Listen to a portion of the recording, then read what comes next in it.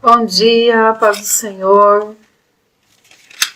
Hoje vamos ler e comentar o pequeno livro de Naum, que faz parte ali dos chamados profetas menores. São 12 profetas, 12 livros que contam, que falam as profecias que aconteceram, que foram preditas durante o Reino do Sul, alguns durante o Reino do Norte e até mesmo depois do cativeiro. Vamos abrir então as nossas Bíblias no livro de Naum, um pequeno livrinho ali no Velho Testamento, um livro pouco falado, a gente escuta muito pouco sobre ele, mas é um livro importante para nós entendermos a história de Israel, principalmente ali do Reino do Sul.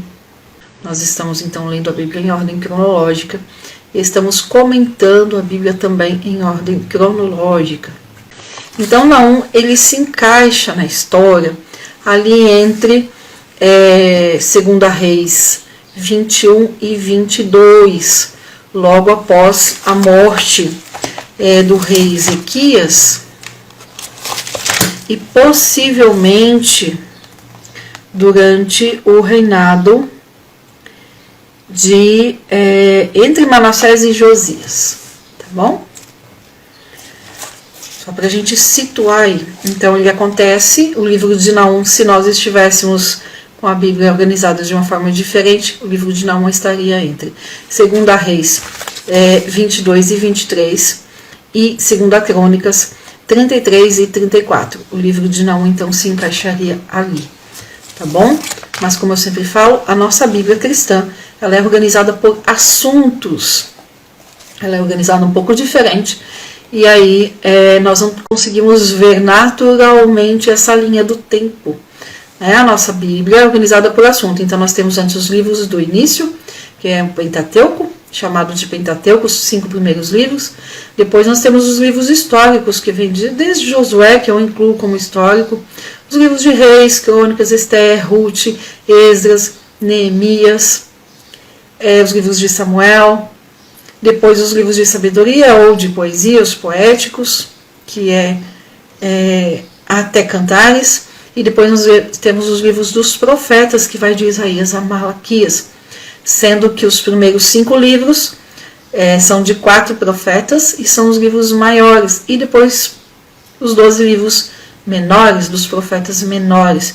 E maior e menor não é por causa da importância do profeta, mas por causa do tamanho do livro, tá bom?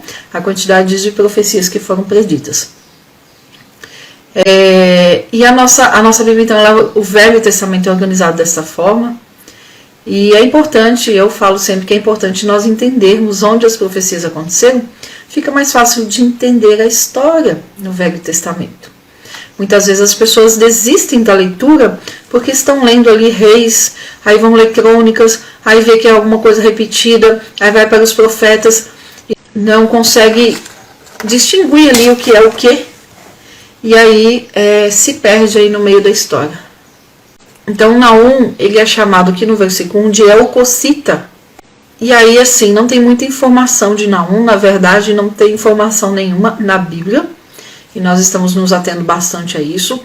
De qualquer forma, esse Elcocita fala que possivelmente ou ele era do vilarejo, um vilarejozinho chamado El-Kos, no Iraque, no que hoje é o Iraque, ou que ele era proveniente de Cafarnaum, já que Cafar quer dizer vilarejo, e Naum é o dono do vilarejo, né, o nome principal ali no lugar.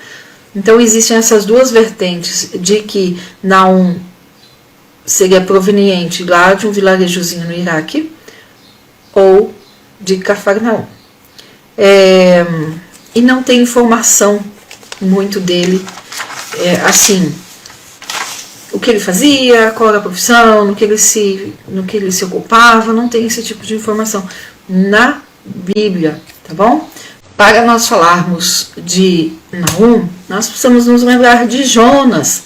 Nós já lemos e comentamos Jonas aqui há algum tempinho já. Jonas pregou para Nínive, lembrem, ele não queria ir lá pregar, e aí foi e pregou arrependimento, e o povo de Nínive se arrependeu.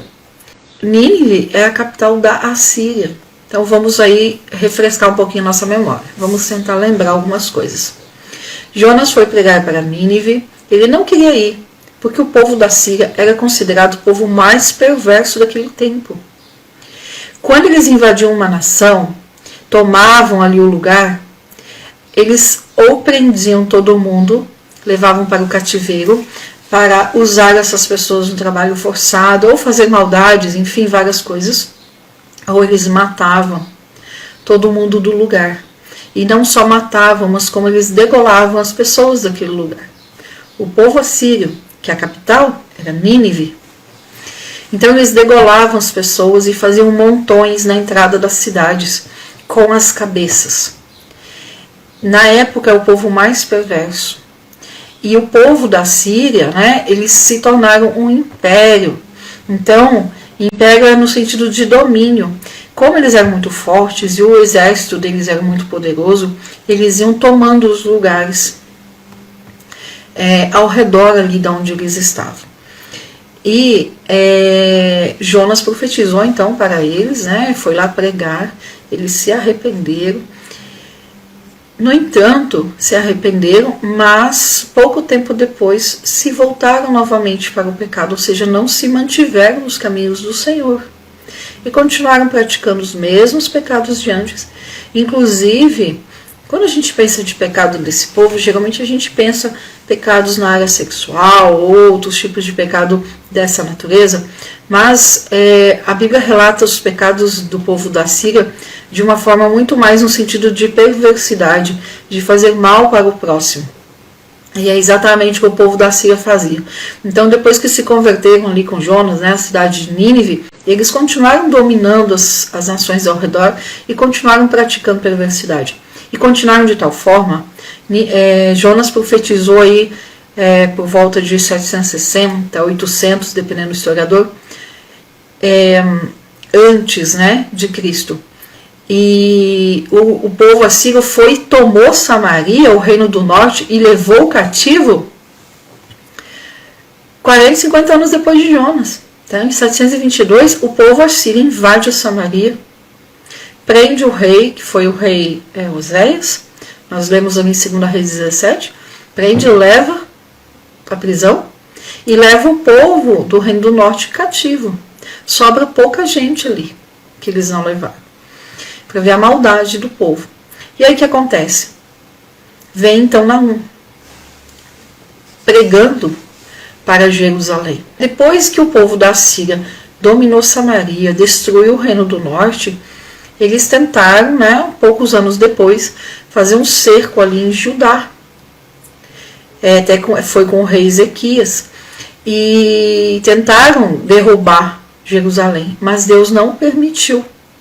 Lembrem da oração do rei Ezequias, nós comentamos isso há poucos dias, que o rei Ezequias foi e orou. E lá em 2 Reis nós lemos isso, né? 19, 20, Isaías também, 36 ao 38, que o rei Ezequias orou. E Deus falou através do profeta Isaías: não faça nada, que essa guerra é minha. E o povo de Judá, o povo de Jerusalém, foi lá passar a noite, descansar. E quando acordaram de manhã, o anjo do Senhor tinha matado 185 mil assírios. Então isso foi aí mais ou menos no ano 700, um pouquinho menos, aí 698. E aí o rei da Síria, o Senaqueribe, voltou para a Síria. E lá na Síria, então, ele foi morto pouco depois pelos filhos, os próprios filhos o mataram. A Síria, 690 e pouco. Aí o que acontece? Ficam lá, né, não invadem Jerusalém. Só que aí o povo aqui de Jerusalém, o povo de Judá, começou a desanimar, começou a ficar fraco, porque assim, eles estavam ali com o rei Ezequias, o rei Ezequias morreu, aí vem Manassés. E aí o povo ali desanimado, com medo do povo assírio, porque no entendimento deles eles poderiam até voltar, se fortalecer e voltar depois de um tempo. E aí vem Naum. Então é esse o cenário que Naum começa a profetizar. Com um povo que Deus já tinha libertado da Síria nesse momento em que o anjo matou 185 mil assírios. Mas um povo ali, né, já com o tempo, vendo o que o povo assírio fazia, o que o império assírio fazia. E aí vem Naum profetizar. E ele profetiza, então, antes da queda da Assíria.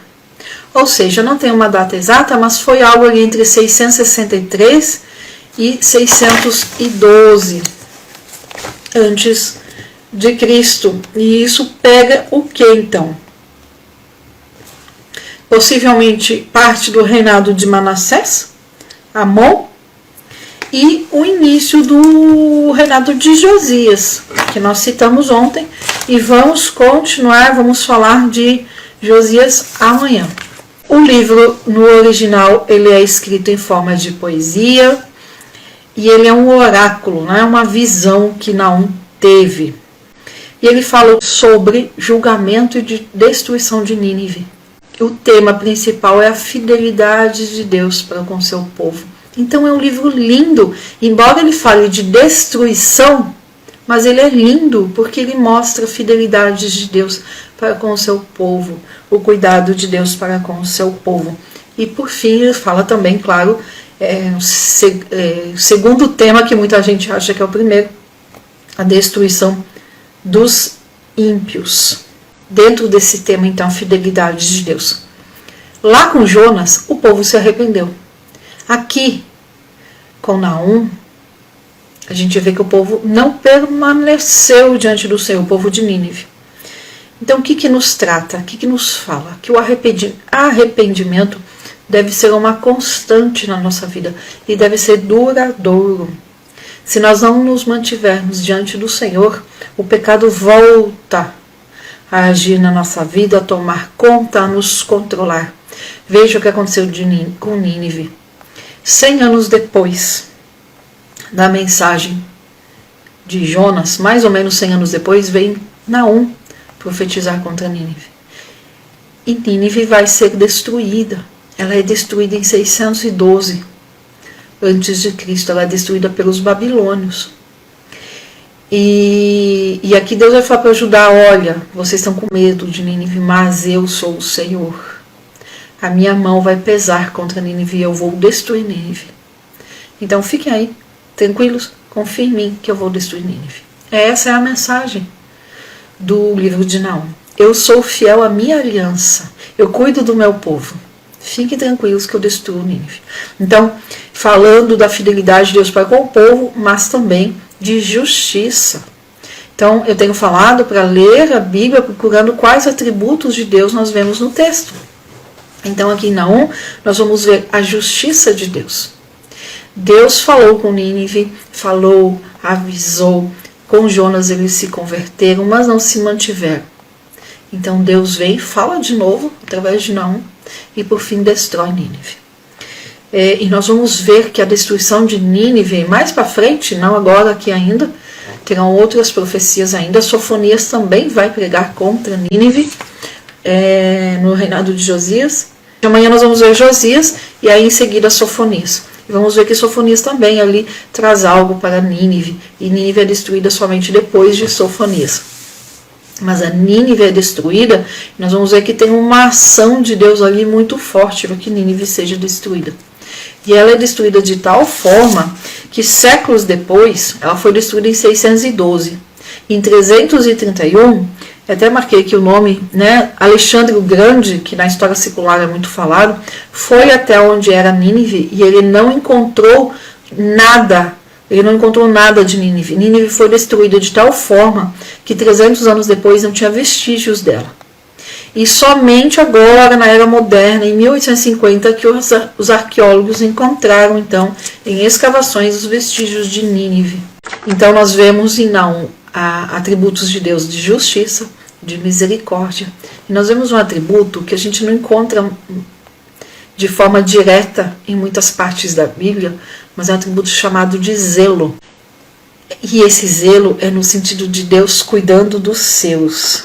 Então é a santidade de Deus protegendo aquilo que ele fala, isso é meu. aqui ninguém toca. Então é esse zelo de Deus, é nesse sentido, protegendo aquilo que é propriedade dele. E Deus fala o que de Israel? Que é propriedade peculiar de Deus. Então nós vamos ver aqui esse atributo de Deus chamado zelo com o seu povo, com o povo aqui de Judá, um Deus zeloso, assim como nós sabemos que ele é zeloso conosco também, com nós, que não somos povo de Israel, mas através de Jesus temos acesso a Deus. E no momento em que decidimos seguir a Jesus, somos então adotados como filhos amados do Pai e passamos a ser chamados família de Deus. Deus tem zelo com a sua família, Deus tem zelo com os seus filhos amados, Deus cuida, amém? Deus protege. São 3 capítulos, um total de 47 versículos, tem salmos que é maior que isso, tem em quantidade, em tamanho de texto, tem capítulos de provérbios que nós estamos lendo aí todos os dias, que é maior do que esse livro de Naum. Então é um livro bem pequenininho, é fácil e rápido aí de ler. Mas olha que interessante, né? Como eu disse, Jonas pregou para Nínive, Nínive se converteu, mas não se manteve. Pouco depois da profecia de Jonas, pouco depois da pregação de Jonas, Nínive já começa a pecar de novo e vem e toma Samaria, toma o reino do norte, ou seja, caiu na mesma perversidade. E os historiadores falam que, na verdade, depois que eles, dessa não permanência nos caminhos do Senhor, com a pregação de Jonas, eles passaram a praticar até coisas piores do que o que eles faziam antes. Bom, nós temos então 3 capítulos, vamos aqui para o capítulo 1, e aqui no capítulo 1, então, nós já vemos esses atributos de justiça, misericórdia e zelo de Deus. Vamos lá. Versículo 1, peso de Nínive. Então esse peso, olha na sua Bíblia como é que está escrito. E sempre alguém pergunta, hoje eu estou lendo nesta Bíblia, Bíblia da Mulher Cristã, Almeida, revista e corrigida, tá bom? Só aí, sempre alguém pergunta. E essa palavrinha peso, veja na sua Bíblia como é que está escrito, na 1 e 1. Então, peso significa juízo, significa sentença, ou até um aviso, mas tem mais a ver com sentença. Então, trazendo aqui para o nosso, para o nosso direito, a sentença é quando? Quando há um julgamento. Então, Deus veio e julga Nínive, e dá a sentença, dá o juízo, ou, como está escrito aqui nessa versão, dá ali um peso. A ira do Senhor contra Nínive, muito bem. Nós vamos ver aqui que é exatamente isso, Deus derramando a sua ira, como que uma taça de ira, uma medida da ira de Deus. Mas tem a ver com juízo, tá? Com sentença. Então, peso de Nínive, livro da visão de Naum, o Eucocita. O Senhor é um Deus zeloso e que toma vingança, e é cheio de furor. O Senhor toma vingança contra os seus adversários e guarda a ira contra os seus inimigos. Então, aquilo que eu falei, Deus zeloso, esse atributo de Deus. Como eu disse, Jonas já havia pregado 100 anos antes, Nínive se arrependeu, mas não permaneceu nos caminhos do Senhor. E aí vem então Naum e traz esse juízo. Então, nesses primeiros 6 versículos, nós vamos ver então advertências contra Nínive. Agora, Naum, ele está no reino do sul, pregando para Judá.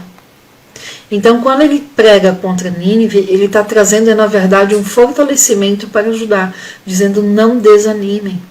O Deus de Israel é um Deus zeloso. Ele cuida de vocês, ele zela pelo que é seu. Então, essa vingança que fala aqui no versículo 2, não é o tipo de vingança que nós conhecemos. Vingança no sentido de dar o troco, dar a paga. Mas é vingança no sentido de fazer o que é preciso por conta de justiça. Aqui não é a última advertência ainda contra Nínive, tem Sofonias que aparece no cenário logo depois de Naum, mas é Deus avisando, é Deus dizendo: olha, está chegando o dia do basta. E o versículo mais importante que eu considero de todo o pequeno livro de Naum é esse versículo 3. E ele é muito conhecido. O Senhor é tardio em irar-se, mas grande em força, e é ocupado não tem por inocente. Muitas vezes as pessoas não veem as coisas, o interior, mas Deus vê.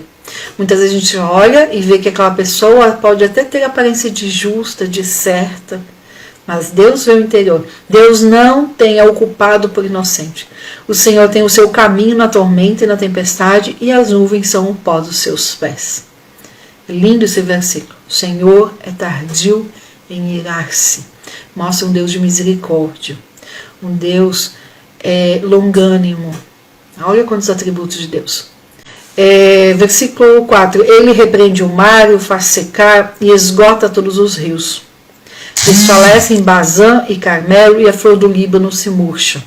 Esse versículo é importante. Ele repreende o mar, o faz secar e esgota todos os rios. Por quê? Nós vamos ver que quando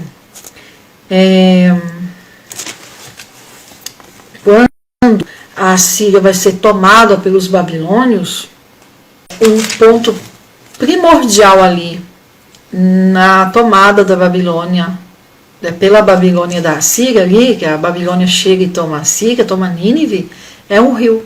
Tem um rio lá que vai encher demais de água e vai quebrar, vai inundar, ele vai quebrar os muros ali de parte de Nínive. E através disso o povo da Babilônia, o exército da Babilônia vai entrar. Então olha que interessante.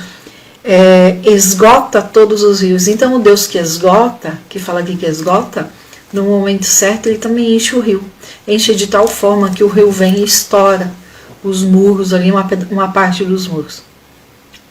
Os montes tremem perante ele e os outeiros se derretem, e a terra se levanta na sua presença. Sim, o mundo e todos os que nele habitam. Quem parará diante do seu furor? E quem subsistirá diante do ardor da sua ira? Então, os primeiros 6 versículos, essa advertência mais forte ali contra Nínive. E depois nós vamos ver o atributo da bondade de Deus.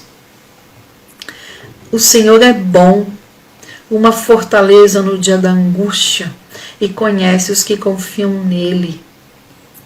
E com uma inundação transbordante, acabará de uma vez com o seu lugar, e as trevas perseguirão os seus inimigos. Olha Deus até avisando aqui. Olha, com uma inundação. Eu acabei de falar aqui que um rio vai transbordar e estourar os muros. Então Deus avisa até o detalhe de como vai acontecer. E com uma inundação transbordante. Veja na sua Bíblia como é que está. Esse versículo 8. Versículo 9. Que pensais vós contra o Senhor? Ele mesmo vos consumirá de todo. Não se levantará por 2 vezes a angústia. Vamos aqui ver em outra versão.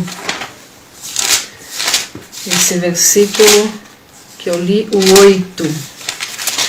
1 e 8. Mas com inundação transbordante, isso mesmo, e se cumpriu literalmente em 612. O Nínive ficava ali perto, nas proximidades do chamado Rio Tigre.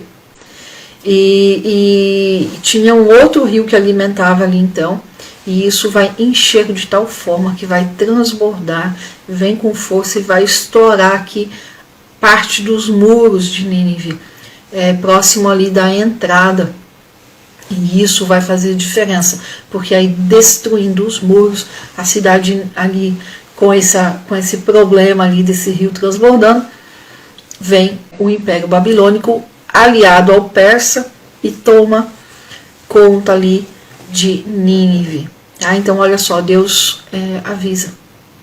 Nínive foi destruída em 612. A profecia aqui de Naum foi ali entre 660 e entre 612, então 40 anos aí, 50 talvez antes. Deus avisou exatamente como ia acontecer. Vamos ver aqui ainda, eu quero ler o 11, De ti saiu um que pensa mal contra o Senhor, um conselheiro de Belial. O 12. Assim diz o Senhor, por mais seguros que estejam e por mais numerosos que sejam, ainda assim serão exterminados. E ele passará, eu te afligi, mas não te afligirei mais.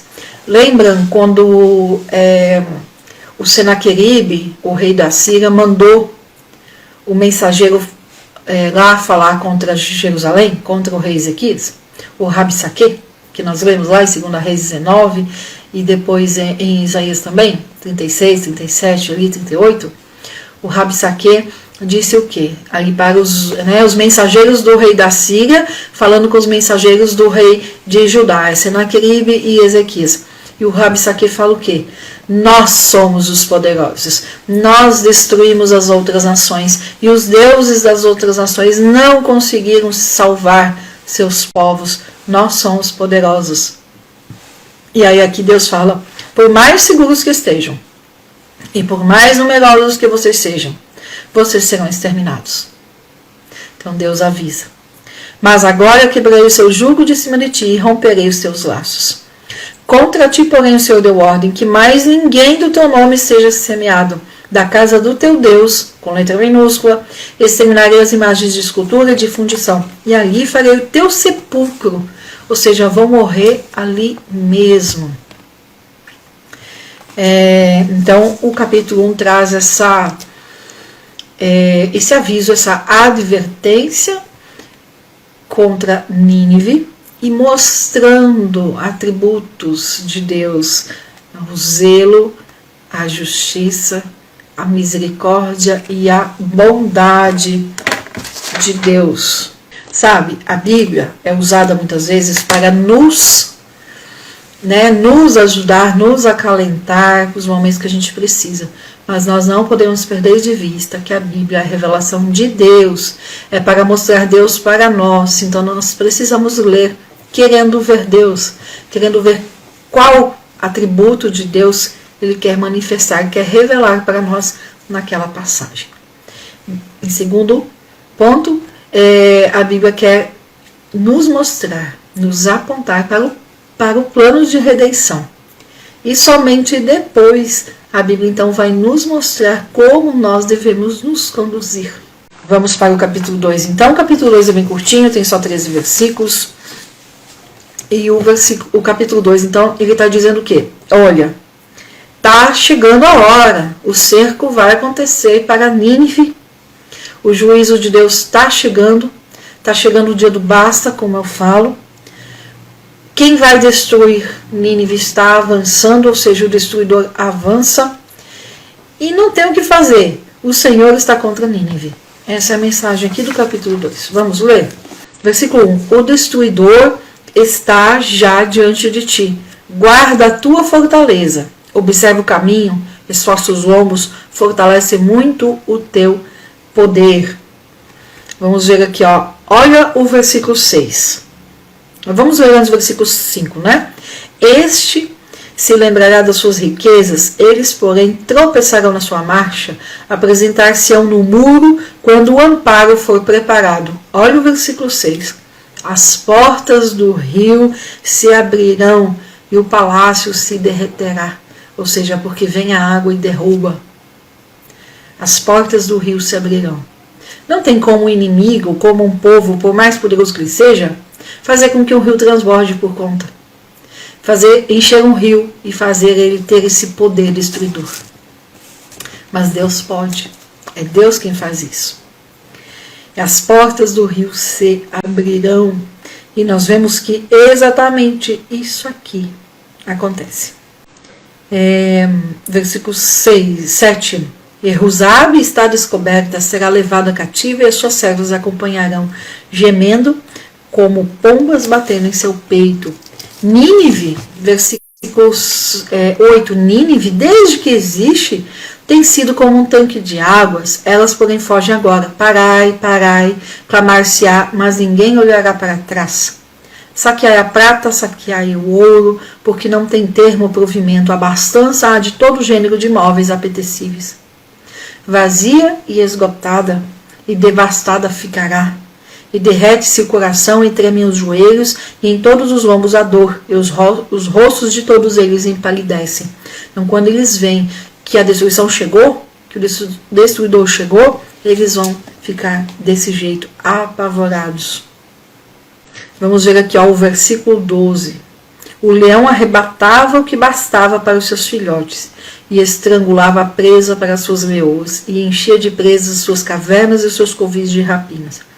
Eis que eu estou contra ti, diz o Senhor dos Exércitos, e queimarei na fumaça os teus carros, e a espada devorará os teus leõezinhos, e arrancarei da terra a tua presa, e não se ouvirá mais a voz dos teus embaixadores. Ou seja, os mensageiros do rei, não vai mais se ouvir a voz deles em lugar nenhum. Deus vai fazer isso. E aqui nos mostra então atributos de Deus, um Deus de força, um Deus de guerra, o Senhor dos Exércitos. Essa expressão, né, o Senhor dos Exércitos, ela é muito forte, muito forte. Vamos para o capítulo 3. Capítulo 3, ele vai mostrar que os pecados de Nínive só pioraram. E que a ruína de Nínive é inevitável, não tem mais o que fazer. Ou seja, quando vier o cumprimento, a execução do juízo, não vai ter mais o que fazer. Está o nível de pecado de Nínive, devido ali, né? Pecados, iniquidades, perversidade. Então veja, vamos aí pensar, né? No nosso olho hoje, a nossa avaliação muitas vezes, a gente se volta muito para pecados em áreas mais... A gente sempre pensa em pecados no sentido de sexual, né? É mais fácil. Mas ser mal ou não fazer o bem, que sabe que tem que fazer, também é pecado. Tiago fala isso. Não fazer o bem é pecado do mesmo jeito. Ficar neutro, não fazer nada, também é pecado. E olha a diferença, né? Sodoma e Gomorra foram destruídos principalmente, né? O que mais pesava em Sodoma e Gomorra eram os pecados de caráter sexual. Em Nínive, o que mais pesou são os pecados contra o próximo, no sentido de maldade, de perversidade, de tortura, embora tivesse todos os pecados. Assim como Sodoma e Gomorra também tinham todos os pecados, Nínive também, mas o que mais pesava em Nínive era a perversidade, o mal contra o próximo. Eles não tinham demonstração nenhuma de piedade, não tinha nada disso.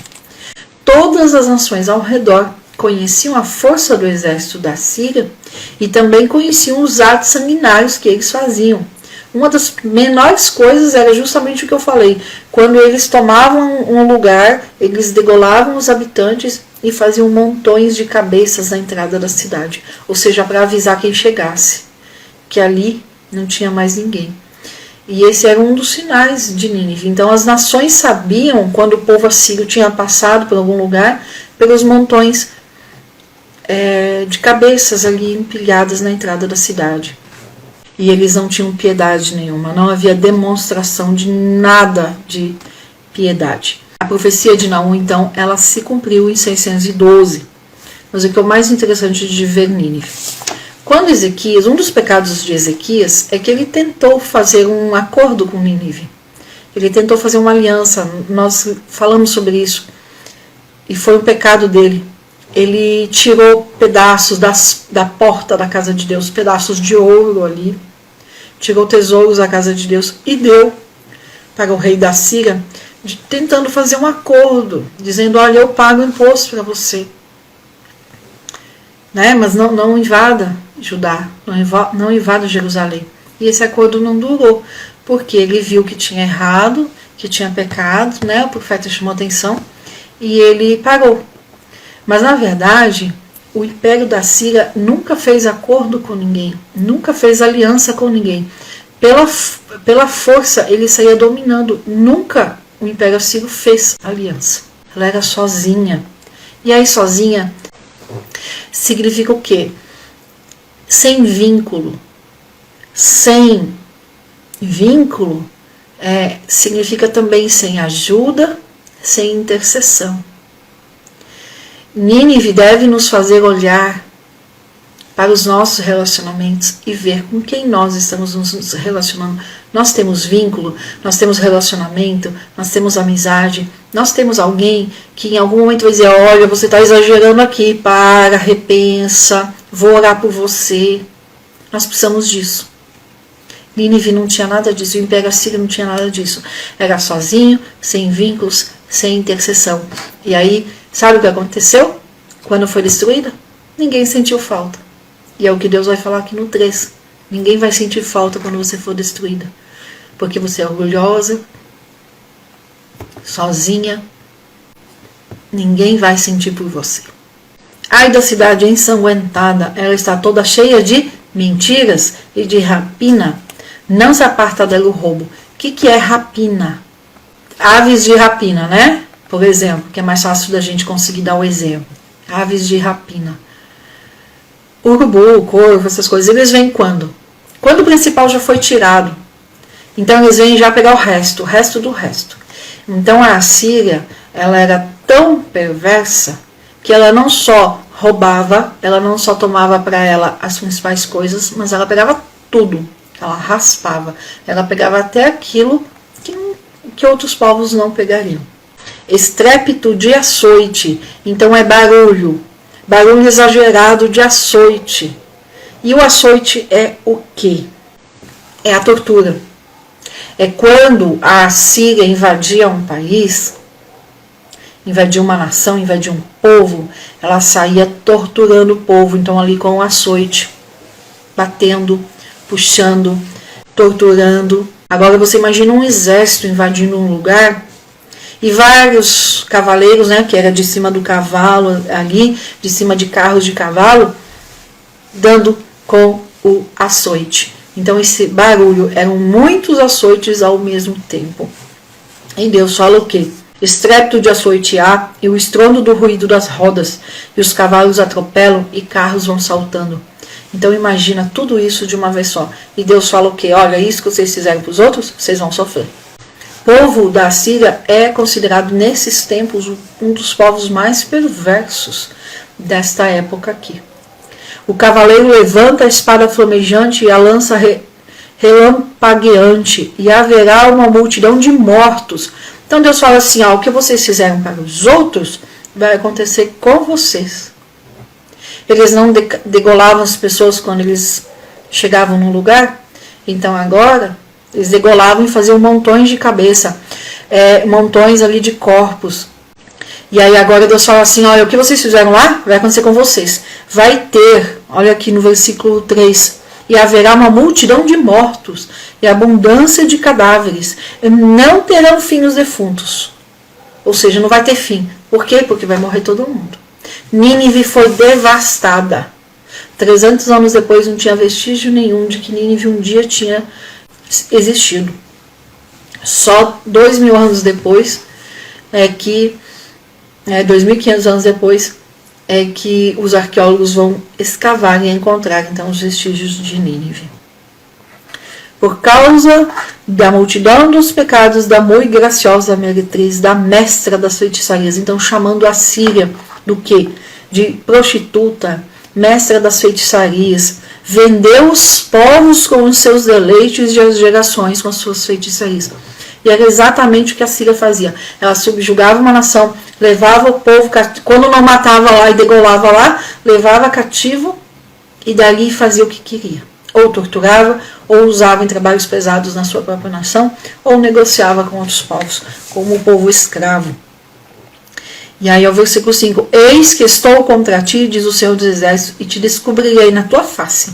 E às nações mostrarei a tua nudez, e aos reinos a tua vergonha.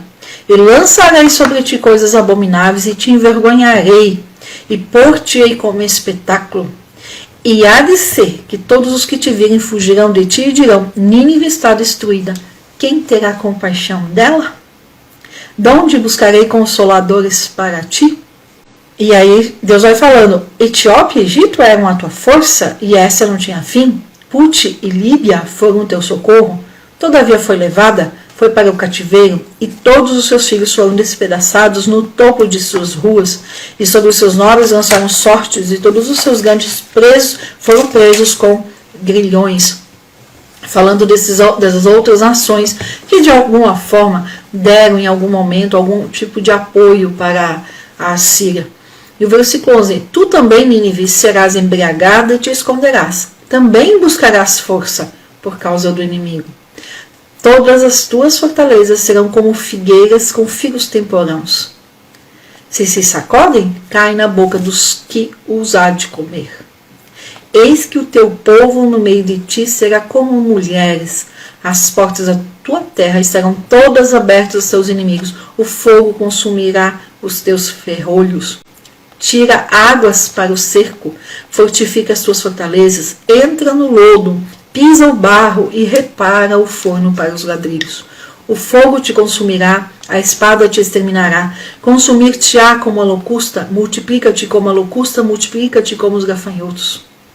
Multiplicaste os teus negociantes mais do que as estrelas do céu, a locusta se espalhará e voará. Locusta é um tipo de gafanhoto. Tem uma fase ali de multiplicação, né, do gafanhoto, essa fase chamada também de locusta.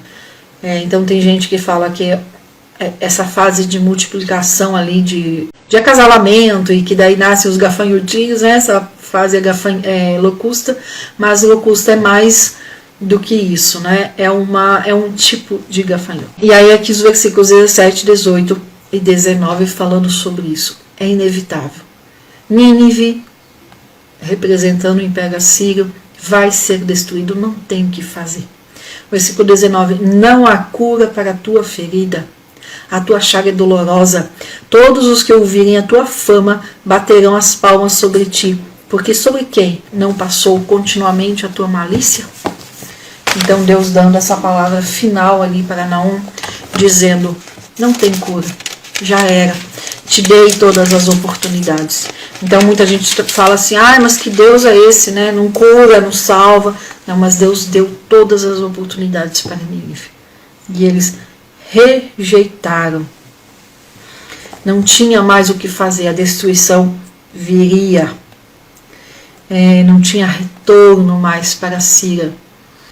Ok, gente, assim nós terminamos então Naum, pequeno livro de Naum. Amanhã nós vamos voltar para a 2 Reis e 2 Crônicas, que é onde Naum então se encaixa. E depois de ver ali sobre o reinado de Josias, né, 2 Reis 22, 23 e 2 Crônicas 34 e 35, nós vamos para Sofonias, que ele vem um pouquinho depois de Naum.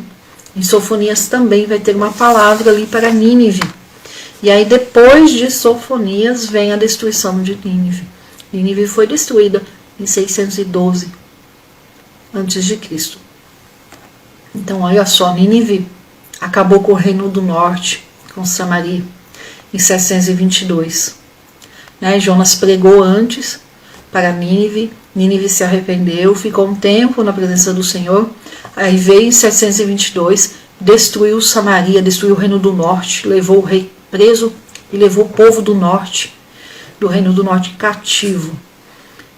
E aí depois vem Naum e fala contra Nínive. Nínive é destruída em 612 pela Babilônia, aliada ao povo Medo, né, o Medo persa. Em 500, veja, quantos anos depois? É pouco tempo. Judá vê Nínive sendo destruída, as profecias de Deus se cumprindo. Mas Judá não muda.